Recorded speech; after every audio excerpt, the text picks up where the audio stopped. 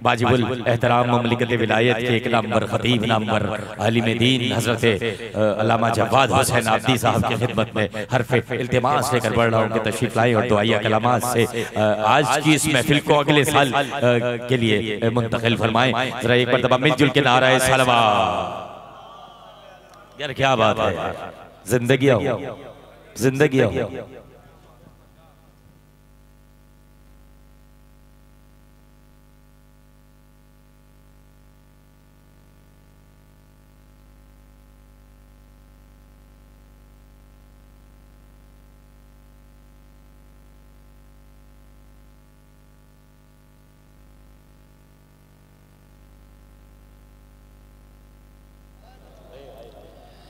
बिस्मिल्लाहिर्रहमानिर्रहीम अल्हम्दुलिल्लाहि वस्सलातु वस्सलामु अला अहलिहा अम्मा बाद।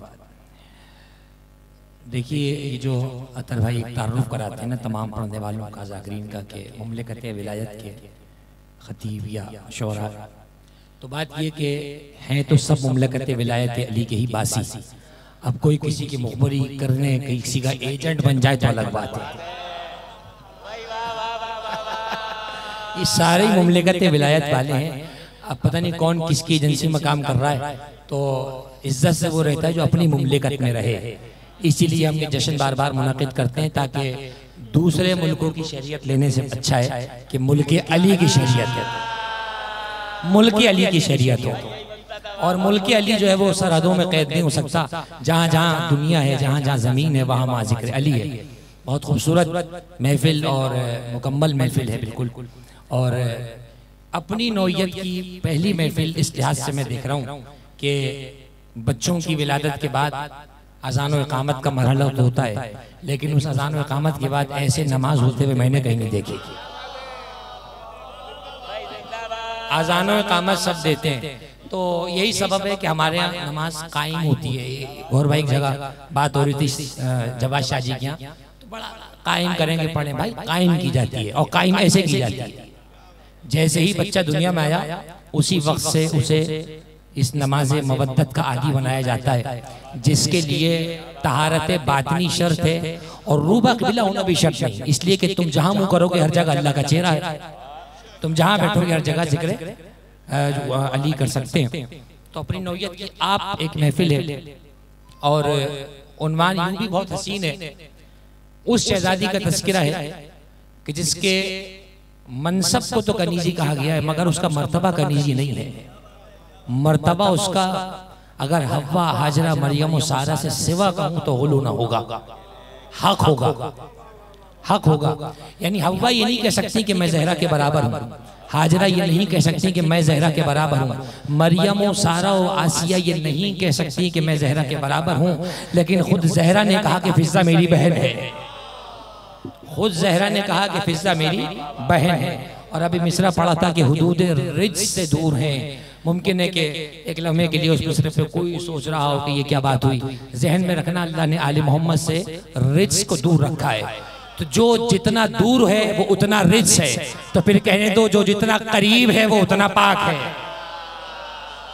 बड़ी सामने की बात है। 2 जमा 2 4 का तज़किरा है। और मैं जुमला यकीन मानिए कि एक मजलिस से पहुंचा हूं, मेरे जहन में ऐसा कोई खास उन्वान नहीं था, लेकिन मैंने आज देखा कि फिज़ा खैरात कैसे तकसीम करती हैं। मैं बैठा हुआ अपने हिस्से की खैरात ले रहा था, अपने हिस्से की भीख चुन रहा था, और फिज़ा अपने दस्तरखाने रिज़्क़ मारिफत से भीख अता कर रही थी। मैं अक्सर सोचता था कि जो कहा जाता है ना कि ये महफिल जन्नत है, जन्नत है, खुदा की कसम ये कोई ख्याली बातें नहीं है, हकीकत अम्र है। और अगर आप मुझसे पूछे ना जन्नत क्यों है, तो मैं यही कहूँगा कि जन्नत के खजानों में गौहर भी होगा। अगर गलत है तो मुझे टोक दें कि आप गलत कह रहे हैं। जन्नत के खजानों में गौहर भी होगा, मातम का नक्श भी होगा, रिजवान भी जन्नत में होगा, हर जीशान जन्नत में होगा, अहले बैत का अंसर भी वहीं होगा, रेहान भी वहीं होगा, नदी में अहले बैत भी वहीं होगा। और फरमाया आपने तो ये सब चीजें जन्नत में। और क्या अजीब शोहरत है फिज़ा की कि मूसा के घर में फिज़ा की बातें हो रही हैं। मूसा के घर में फिज़ा का तज़किरा हो रहा है। अब इससे बड़ी करामत हजरत फिजा की क्या हो कि मूसा के घर में भी तस्करा हो रहा है फिजा का, और क्यों ना हो, क्यों ना हो। अभी मिसरा पढ़ा, देखिए बात से बात निकलती है। जिस नूर को देखकर मूसा की आंखें कोहितूर पे चुंधिया गई, उस नूर को सुबह शाम फिजा ने घर में करीब से देखा है। उस नूर को करीब से फिजा ने रोजाना घर में देखा है। सलाम उस शहजादी पर कि जिसका नाम मैमूना था, खसलत फिजा थी, खसलत फिजा थी। उलमा ने लिखा कि आपका नाम नामी मैमूना है। जब तशरीफ लाई तो पैगंबर ने खुद तस्मिया गुजारी फरमाई। पैगंबर ने फरमाया हम इसका नाम फिजा रख रहे हैं। इसकी दो वजह उलमा ने बयान की। पहली वजह थी कि चूंकि फिजा धातु में एक ऐसी खास और खालिस धातु है जिसमें मिलावट नहीं है। चांदी के अंदर पहनना पत्थर मुस्तहब क्यों है? औरत सोने भी पहन सकती है, लेकिन चांदी पाक जात है, पाक धात है, इसमें मिलावट नहीं है। जनाबे फिजा को फिजा कहने का एक फलसफा ये बताया कि चूंकि आप मवद्दत में इतनी खालिस थी कि आपकी जात भी फिजा है, आपका नाम भी फिजा है। जहन ना जाए किसी का कि वो हबश की बाशिंदा थी, खबरदार, इसलिए कि पैगंबर ने उन्हें फिजा कह दिया है। और उनकी पाक और पाकी, उनकी सृष्टि की बातनी और उससे यूं कहिए ताबिंदगी की तरफ पैगंबर ने इशारा फरमाया है। और जब घर में तशरीफ लाई है तो अली ने अपनी बहन कहा, जहरा ने अपनी बहन कहा, बच्चे हुजरों से आए तो किसी ने अम्मा कहा। और जब पैगंबर अकरम ने जनाब फिजा को देखा, पूछा फिजा कैफा वजदती अहल बैती, कैसा पाया मेरे अहले बैत को? फरमाया या रसूलल्लाह क्या कहूँ, मुझे दुनिया में ही जन्नत अता फरमा दी। फातिमा जैसी बीवी मुझे बहन बुलाती है, अली जैसा मौला मुझे बहन कहता है, और हसनैन और ज़ैनब और कुलसूम जैसे बच्चे मुझे माँ कहते हैं। ये मर्तबा जनाब फिजा को इस घर में अता हुआ कि आप शबाना रोज अहले बैत अलैहिस्सलाम के कुर्ब में रही। उलमा ने लिखा कि इतना मर्तबा है जनाब फिजा का कि चूंकि 3 दिन दी गई रोटियों में बराबर से जनाब फिजा की रोटियां शामिल थी। अल्लाह ने कर्ज फिजा का नहीं रखा। जो अल्लाह फिजा की रोटियों को कर्ज न रखे वो क्या दस्तरखाने फिजा का कर्ज रखेगा? अगले बरस तक जिम्मेदारी से कहकर जा रहा हूं, अगर अगले बरस तक रिस्क में कमी आ जाए तो मुझे बता देना, इसलिए कि जिसके रिस्क का बदला अल्लाह ना रखे वो फिजा हमारे रिस्क का बदला क्या रखेगी? सारे साल जहरा का दस्तरखान खाते हैं, सारे साल जहरा का सदका खाते हैं, आज फिजा का दस्तरखान खाकर जाएंगे, आज फिजा का सदका खाकर जाएंगे। पैगंबर अकरम ने ये मर्तबा अता फरमाया कि जब घर में तशरीफ लाई तो आलम ये है कि घर के अंदर मकाम ही कुछ और है, मर्तबा ही कुछ और है। कंबर का बहुत बड़ा मकाम होगा मगर दरवाजे के बाहर है, दरवाजे के अंदर नहीं है। ये फिजा वो है कि जो दरवाजे के अंदर इख्तियार रखती हैं। जहाँ फरिश्ता भी इजाजत लेकर आए वहाँ ये दरवाजे के अंदर इख्तियार रखती हैं।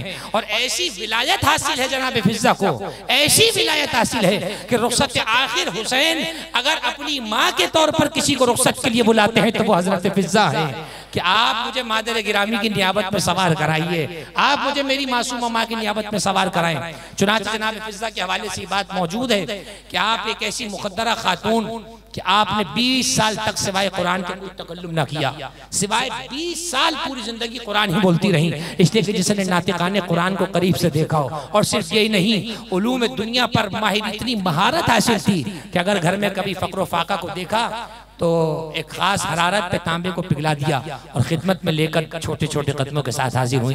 फरमाया मौला मुझसे बच्चों के फाके नहीं देखे जाते, अगर इसे बाजार में फरोख्त करके कुछ गेहूं का इंतजाम फरमाए। मुस्कुरा कर मेरे मौला ने देखा, वो मौला जो कुन फयकून का हामिल है, उसका मजहर अतम है। मुस्कुरा के देखा, फरमाया अल्लाह तुम्हारे जज्बे को सलामत रखे। और ये कहने के बाद इमाम हसन को मुखातब किया, फरमाया बेटा इसे वापस तांबा बनाकर दिखा दो। जनाब फिजा समझ गई कि मैं किस घराने में मौजूद हूँ। फरमाया तुमने तांबे को सोना बनाया, मेरे बच्चे सोने को वापस तांबा बना सकते हैं। फिजा अगर ऐसे हमने फाके खत्म करने होते तो हमारे लिए बहुत आसान था। हम अल्लाह की रजा पे राजी हैं। चुनाचे एक दिन बस आखिरी जुमला और बात यहीं से तमाम कि एक दिन जनाब फिजा के घर में दावत है और घर में खाने का कोई इंतजाम नहीं है। फक़हा के जनाब फिजा फरमाती हैं कि शहजादी मेहमान आने को हैं, क्या किया जाए? फरमाया मैं इबादत के लिए जा रही हूँ, तुम अपने हुजरे में इबादत करो। फिजा इबादत के लिए तशरीफ ले गई और हाथों को उठा के कहा, परवरदिगार मैं तेरे नबी की बेटी की कनीज हूँ, जरा कनीज़ों के इख्तियार देखो, मालिक को इख्तियारात समझते जाओ। फरमाया परवरदिगार तेरे नबी की बेटी की कनीज़ हूँ, तो उससे अगर मेरा कोई मकाम तेरी बारगाह में है तो उससे सवाल करती हूँ। रवायत का जुमला यह है, खाने जन्नत नाजिल हुए और तरह तरह के खानों की बू जब घर में फैली, मुस्कुरा कर रसूल ने अली को देखा, अली ने रसूल को देखा। अब जो हुजरा खुला देखा फिजा के सिराने खाने हैं। अली के हाथ दस्ते दुआ बुलंद हो गए, गोया के फिजा की पुष्पनाह पर दुआए यदुल्ला आई। हजरत अली ने फरमाया अल्लाहुम्मा बारिक लना फी फिज्जतना, ऐ अल्लाह हमारी फिजा में हमें बरकत अता फरमा। अब समझो, जिस फिजा की बरकत की दुआ अली करते उसके नाम का दस्तरखान भी वसी है और उसके बिछाने वालों का रिज़्क़ भी वसी हो जाता है। ये हजरत फिजा की बरकत है, ये हजरत फिजा की मारिफत है कि आपसे जो मुतमस्सिक हो गया, जो आपसे मुत्तसिल हो गया, खुदावंद मुताल शाम में हजरत की शहजादी की जो मकबरा है उसकी ज़ियारत हमें नसीब फरमाए। एक ज़री वहाँ पे मुनक़िद होने जा रही है, बनने जा रही है, नस्ब होने जा रही है। तमाम आशिकाने हैदर करार, तमाम गुलामाने सैयदा वहाँ जाएं, अकीदत पेश करें। जिसने हुकूमत को जूतियों पे वार दिया, आज अज़ादारों के सर उसकी कब्र पे झुक जाते हैं। ये है वो इख्तियार।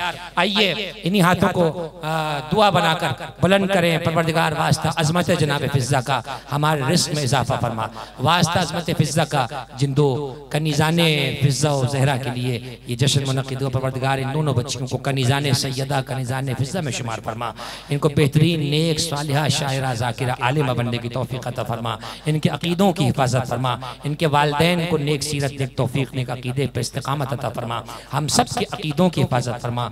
उलमाए हक्का, ज़ाकिरीन हक्का, शोराए किराम जो अपने कलम का हक अदा कर रहे हैं, खुसूसन उस्ताद शोरा हज़रत गौहर जारचवी, हमारे ज़िशान भाई, हमारे नक्श भाई, जितने शोरा इस वक्त इस पुरफिज़न दौर में अपने कलम से जिहाद करना है, सबके कलम की ताकत को कबूल फरमा।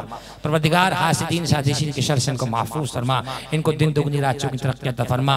इनका साया हम सब के सरों पे तादेर फरमा। हमारे रिजवान भाई, हमारे तमाम पढ़ने वाले नान भाई, मुझसे पेशतर जो पढ़कर चले गए, इन सब की तौफीक में इजाफा फरमा। हमारे अतर भाई को परवरदिगार इसी तरीके से महफिल की जीनत बढ़ते रहने की तौफीक अता फरमा। हम सब का विजन भी अली रख और हम सबको अली विजन पे रख परवरदिगार। तो जो वास्ता मोहम्मद आले मोहम्मद का इस घर पे रहमतों बरकतों को नज़ूल फरमा। वास्ता परचम अबुल फजल का इसके साए में हम सबको रोज़े महशर शुमार फरमा। इन्नल्लाह व मलाइकतहू युसल्लूना अलन नबी या अय्युहल्लज़ीना आमनू सल्लु अलैहि व सल्लिमू तस्लीमा।